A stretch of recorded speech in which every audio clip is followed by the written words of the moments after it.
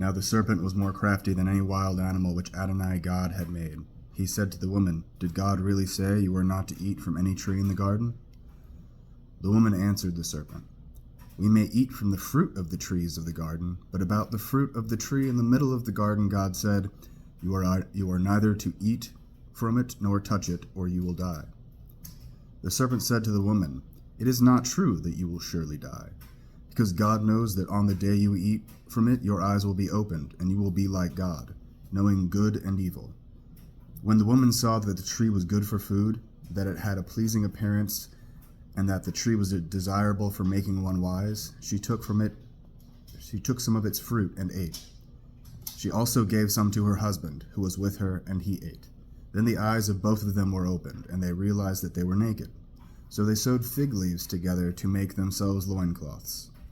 They heard the voice of Adonai God walking in the garden at the time of the evening breeze. So the man and his wife hid themselves from the presence of Adonai God among the trees in the garden. Adonai God called to the man, "Where are you?" He answered, "I heard your voice in the garden, and I was afraid because I was naked, so I hid myself." He said, "Who told you that you were naked? Have you eaten from the tree from which I ordered you not to eat?" The man replied, "The woman you gave me to be with me, she gave me fruit from the tree, and I ate." Adonai God said to the woman, "What is this you have done?" The woman answered, "The serpent tricked me, so I ate."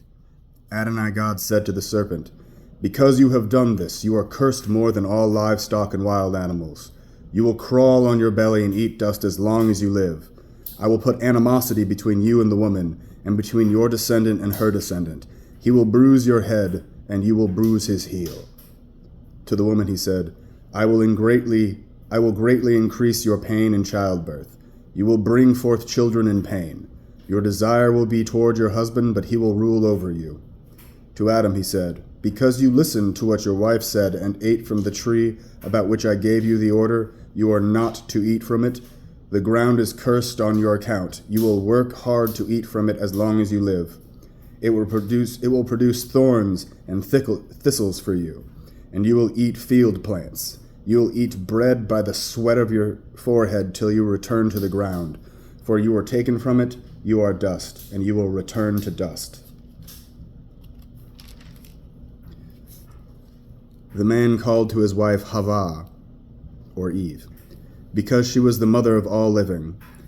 Adonai God made garments of skin for Adam and his wife and clothed them. Adonai God said, "See, the man has become like one of us, knowing good and evil. Now to prevent his putting out his hand and taking also from the tree of life, eating and living forever." Therefore Adonai God sent him out of the Garden of Eden to cultivate the ground from which he was taken.